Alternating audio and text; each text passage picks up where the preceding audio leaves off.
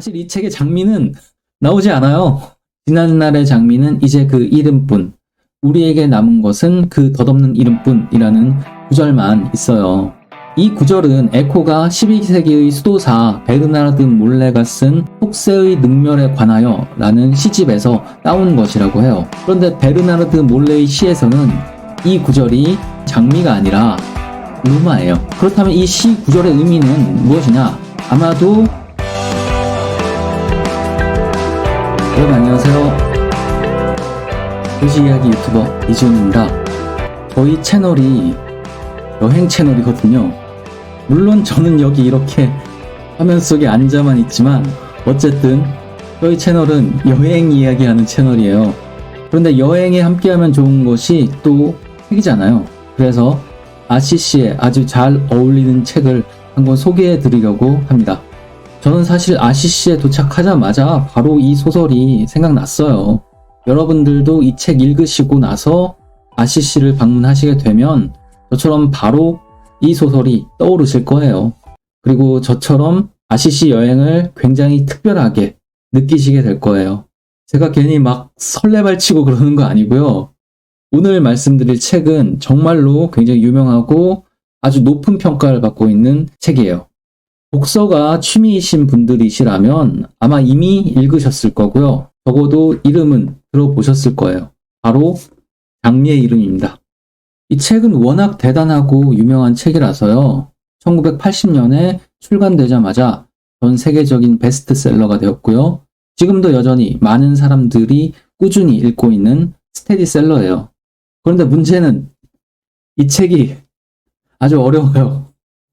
많은 분들이 도전을 하셨는데 그 가운데 또 많은 분들이 좌절하신 책이기도 하죠. 이 책을 쓴 저자는 움베르트 에코라는 학자인데요. 이 사람은 기본적으로 기호학자이고요. 기호학이라는 건 문자나 기호로 표시된 모든 것들의 의미를 연구하는 분야라고 해요. 하지만 에코는 사실 기호학자일 뿐 아니라 역사학, 철학, 인문학 전반에 걸쳐서 거의 모든 분야에 통달한 사람이에요. 그런 이 움베르트 에코가 자기가 지닌 방대한 지식을 이 장미의 이름 책에다가 집어넣다 보니까요. 당연히 어렵죠. 그렇지만 또 충분히 읽어보실 만한 재미를 가지고 있는 그런 책이에요. 그럼 먼저 대략적인 줄거리를 말씀드리면요. 스포일러 안 할 거예요. 이 소설이 이미 출간된 지 40년이 지난 소설이지만 결말을 얘기해드리지는 않을 거니까요. 걱정 안 하셔도 돼요. 이 소설은 추리소설인데요. 그러니까 살인사건의 범인을 찾는 이야기예요. 이 이야기는 한 늙은 수도사가 수십 년 전에 20살이 되기 전에 겪었던 옛날 일을 회상하는 식으로 서술이 되는데요. 아드소라는 수도사가 옛날에 윌리엄이라는 수도사의 제자가 되어서 경험한 사건이었어요. 그러니까 이 회상 속에 등장하는 스승인 윌리엄이라는 인물이 바로 사건을 풀어가는 주인공인 거죠. 그런데 이 윌리엄이라는 사람은 뛰어난 추리력과 해박한 지식을 갖고 있거든요. 소설의 첫 부분에 등장하자마자 사람들이 당나귀를 잃어버렸다니까 주변 정황만을 보고서는 당나귀를 보지도 않았는데 당나귀 생김새랑 이름까지 추리하는 엄청난 능력을 보여줘요. 그리고 사건의 배경이 되는 곳은 한 수도원인데요. 그 사람이 이 수도원에 도착하면서 이야기가 시작돼요. 이 수도원에서 살인사건이 일어나는 거고요. 총 6명이 살해당하니까 연쇄살인이죠. 그래서 주인공 윌리엄 수도사와 제자 아드소, 중세판 셜록 홈즈와 왓슨 듀오가 이 사건의 진실을 파헤치는 거죠. 그런데 제가 아시시에 도착해서 이 소설이 생각났다고 말씀을 드렸잖아요. 그렇다고 이 소설의 배경이 아시시는 아니고요. 소설에서는 가상의 수도원이 배경이에요. 아시시에서 이 소설이 생각난 이유는 주인공인 윌리엄 수도사가 바로 프란치스코 수도회 소속이라서요.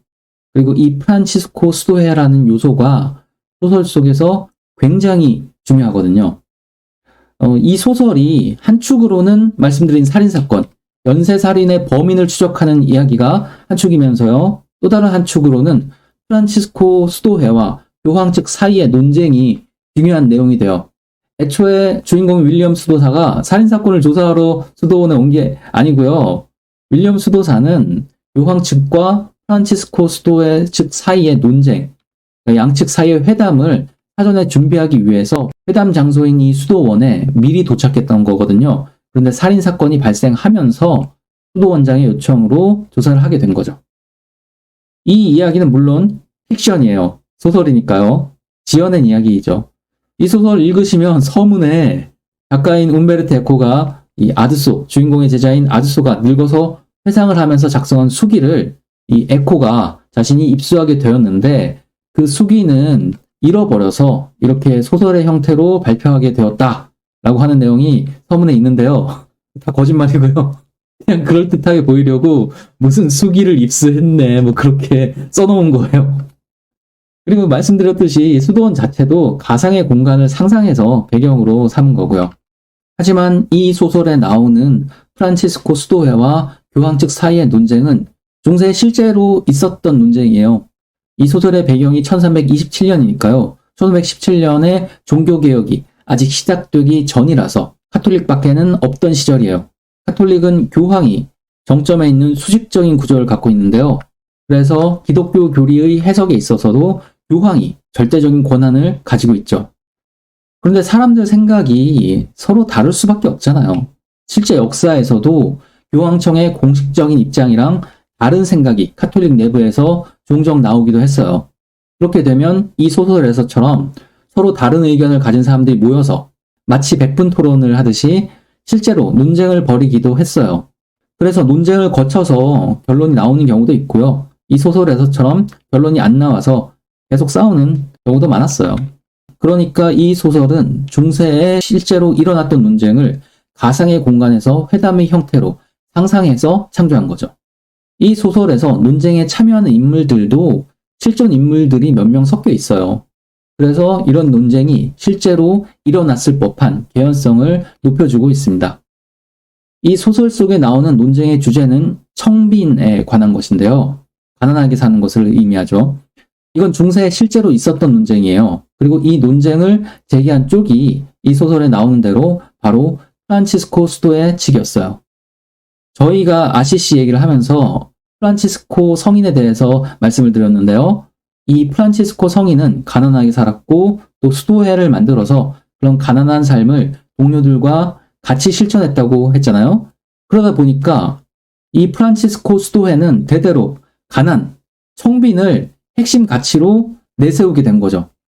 청빈이 프란치스코 수도회의 존재 가치였던 거예요. 그런데 당시의 교회가 권력과 부를 추구하는 것을 보니까 이 프란치스코 수도회는 자기들만 가난하게 살 게 아니라 청빈하게 살 게 아니라 전체 교회가 가난한 삶을 실천해야 한다고 주장했던 거죠. 하지만 교황청 측에서는 우리는 그렇게 살 수가 없다. 우리 교황청은 위험 있는 교회의 위계 질서를 유지해야 하는데 프란치스코회처럼 허름하게 살 수가 없다. 이렇게 거부한 거죠. 또 이 소설에서 나오는 것처럼 교황청과 대립하던 황제, 신성 로마 제국 황제 세력이 프란치스코 수도회를 지원하면서 정치 권력까지 개입이 되었던 거고요. 이 논쟁의 본질은 말하자면 제도와 운동 사이의 대립이라고 할 수 있어요. 모든 조직이나 체계가 다 그럴 텐데요. 처음에 만들어질 때는 특정한 이상적 가치를 추구하는 운동의 형태로 형성이 되죠. 그런데 그 운동이 세력을 얻고 나서는 계속 운동을 하기보다는 제도화되면서 안정적인 형태로 체계화되게 되고요. 시민혁명 같은 것도 그렇잖아요. 사람들이 민주주의를 원하면서 시위에, 혁명에 참여하면 그건 운동이 되는 건데요. 그 운동을 계속할 수는 없잖아요. 사람들에게는 생업이 있는 거니까요. 직장에도 가야 하고 공부도 해야 하고 취미생활도 해야 하니까 혁명이 어느 정도 성공하면 대부분의 시민들은 각자의 삶으로 돌아오고 정치적인 일은 제도화된 정치권에서 담당해야 하는 거죠. 그런데 이런 제도화가 계속 진행되다 보면 행정적인 효율성을 중시하게 되니까요. 본래의 혁명운동이 추구했던 이상적 목표는 점차 잊혀지게 돼요. 흔히 말하는 관료제의 문제점이 등장하는 거죠. 이 소설 장미의 이름도 같은 문제를 다루고 있어요. 교회라는 조직이 신앙을 따르는 끊임없이 하나님의 뜻을 실천하는 하나의 운동으로 시작을 했는데 시간이 흐를수록 순수했던 신앙의 열정은 식어가고 교회 역시 제도화되면서 관료주의처럼 제도만을 중시하게 되었던 측면이 있죠. 이런 상황에서 프란치스코 수도회에서는 형식화된 교회 질서를 비판하면서 성빈을 명분으로 하는 개혁 운동을 펼친 거죠. 저는 이런 대립 구조가 이 제목이 의미하는 바와도 연결이 되어 있는 것 같아요. 이 소설의 제목은 장미의 이름인데요.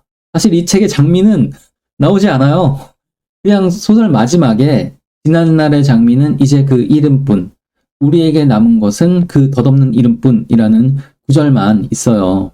그래서 대체 장미의 이름이라는 제목이 무슨 의미인가 많이들 궁금해 하시는데요. 작가인 에코는 거기에 대해서 그냥 독자들의 몫으로 남겨두고 있어요. 저는 물론 움베르토 에코의 뜻을 존중하지만 그냥 제 생각을 말씀드리면요. 이 구절은 에코가 12세기의 수도사 베르나르드 몰레가 쓴 속세의 능멸에 관하여 라는 시집에서 따온 것이라고 해요. 그런데 베르나르드 몰레의 시에서는 이 구절이 장미가 아니거든요. 원래의 시에서는 장미가 아니라 로마예요. 라틴어로 장미, 로사가 아니라 로마였던 거죠. 비슷한 철자를 가지고 있죠. 그래서 원래는 로마는 이제 그 이름뿐, 우리에게 남은 것은 그 덧없는 이름뿐이라는 구절이고요. 아마도 에코가 살짝 바꾼 것 같아요. 원래 시에서는 이 구절 바로 앞에 로마를 건국했던 로물루스, 레무스도 다 어디 있느냐? 모두 다 사라졌다 라는 구절이 있어서요. 맥락상 로마가 맞아요. 그렇다면 이 시 구절의 의미는 무엇이냐? 아마도 과거에 영광스러웠던 것들이 이제 이름만, 형식으로만 남고 알맹이가 사라졌다고 말하는 것 같아요. 마찬가지로 에코는 이 소설에서 당시 기독교가 정직화되면서 본질은 사라지고 형식만 남았다는 그런 비판을 제기하는 것 아닐까 싶어요. 말씀드렸듯이 이 소설은 청빈 논쟁이 하나의 축이고요. 살인사건이 또 다른 축인데요. 죄송해요. 여기부터는 약간 스포일러예요. 조금의 스포일러도 원하지 않으신 분은 넘어가 주시고 나중에 책 다 읽으신 다음에 다시 모아주세요. 청빈 논쟁이랑 살인사건이 이 소설의 두 축인데요. 별개의 이야기 같았는데 결말에 가면 이 두 이야기가 결국 같은 이야기였다는 게 드러나요. 그 매개가 바로 아리스토텔레스의 시학 2권이라는 책입니다. 이 소설에서도 앞부분에 잠깐 나오는데요. 이 아리스토텔레스의 시학 2권이 있었는데 없어졌다. 아니다. 원래 없었다. 라는 얘기가 좀 있어요. 그런데 이 시학 2권에 관한 얘기는 실제로도 있는 얘기예요. 아리스토텔레스, 고대 그리스의 유명한 학자인 아리스토텔레스가 시학이라는 책을 쓰면서 비극에 대해서 다루었거든요. 카타르시스라는 용어는 들어보셨을 거예요. 비극의 기능 가운데 카타르시스라는 게 있는데 그 얘기를 바로 아리스토텔레스가 이 시학이라는 책에서 했어요. 카타르시스라는 단어를 우리가 많이 알 정도로 이 아리스토텔레스의 시학이라는 책의 영향력은 엄청나요. 그런데 아리스토텔레스가 이 시학에서는 비극에 관해서 얘기했거든요. 그러면서 희극, 코미디죠. 희극에 대해서는 나중에 다루겠다고 이 시학 책에다가 써 놓았어요. 그런데 우리한테 전해지는 아리스토텔레스의 시학 책은 단 한 권, 비극에 대해서 다루는 한 권밖에 없거든요. 그래서 그냥 아리스토텔레스가 쓴다고 해놓고서는 결국에는 안 썼다라는 주장이 있어요. 그런데 다른 고대 그리스, 로마의 학자들이 남겨놓은 글들에는 아리스토텔레스의 시학이 2권이라는 기록이 남아 있어요. 한 명만 그렇게 얘기한 게 아니고요. 여러 명이 시학은 2권이다 라고 써놓았던 거죠. 그래서 아리스토텔레스가 시학의 두 번째 편을 쓰기는 썼는데 아마 소실된 것 같다는 주장이 있죠. 그런데 1839년에 존 크레머라는 고전학 연구자가 프랑스 고위 성직자의 수집품 속에서 책 한 권을 발견해요. 이 책은 10세기에 누군가에 의해 쓰여진 것으로 추정이 되는데요. 여러 책들을 손으로 옮겨 적은 필사본 묶음집이었어요. 여기에는 동로마 시대의 책들의 내용을 옮겨 적은 것도 있고요. 또 아리스토텔레스의 시학 말고 다른 책도 옮겨져 있었어요. 그리고 이 책에는 2장 정도로 된 메모가 있었는데요. 이 2장짜리 글은 어느 책을 옮겨 적은 것인지는 모르겠는데 내용이 희극이란 무엇인지에 대해서 설명하는 내용이었어요. 그런데 이 희극에 대한 설명이 꼭 아리스토텔레스의 시학에 나오는 비극에 대한 설명이랑 서술 방식이 유사한 거예요. 그래서 이 책을 발견했던 존 크래머는 이 2장짜리 메모가 바로 아리스토텔레스의 시약 2권을 읽고 요약한 요약본이다라고 주장을 했어요. 이 메모는 일명 트락타투스 코이슬리니아누스라는 이름으로 알려져 있는데요. 이게 시약 2권의 요약본이라는 주장에 동의하는 사람들도 있고요. 아니라는 사람들도 있어요. 이 메모가 시약 2권의 요약이라고 추정하는 사람들은 이 메모를 기반으로 해서 아리스토텔레스의 희극론을 직접 작성하기도 했고요. 그런데 이 소설에서 이 시약 2권이 왜 문제가 되냐면요. 아까 제도화를 말씀드렸잖아요. 청빈 논쟁의 본질에 대해서요. 근데 체계가 만들어지면 위계 질서를 강조하게 되고 초기의 운동성은 사라진다 말씀을 드렸는데요. 그렇게 한 조직, 체계가 관료주의적으로 병직화되면 엄숙함을 강조하게 되죠. 그리고 그렇게 엄숙함을 강조할 때 당연히 웃음은 금지됩니다. 이 웃음이라는 것이 특히나 풍자와 해악이 될 때, 위계 질서가 지닌 모순이나 불합리성을 조롱하는 웃음이 될 때 기존의 체제는 절대적 존엄성과 권위를 잃게 되거든요. 그러면 그러한 체계는 비판이 가능한 대상이 되죠. 그래서 웃음은 이 엄격한 질서를 무너뜨릴 수 있는 잠재력을 지니고 있습니다. 그래서 이 소설에서는 교회의 경직된 질서 체계가 한편으로는 교황청의 권위에 도전하려는 프란치스코 수도회를 탄압하는 것처럼 다른 한편으로는 마찬가지로 웃음 역시 억압하려고 했던 거죠. 네, 오늘은 아시시 여행에 함께하면 좋을 만한 책 장미의 이름에 대해서 말씀을 드렸습니다. 이 재밌는 책, 또 이 어려운 책 부디 즐겁게 읽으시기를 빕니다. 그럼 오늘은 여기에서 인사를 드리도록 할게요. 저희는 다음 영상에서 아름다운 도시 피렌체 이야기로 다시 찾아오도록 하겠습니다. 시청해주셔서 감사합니다. 안녕.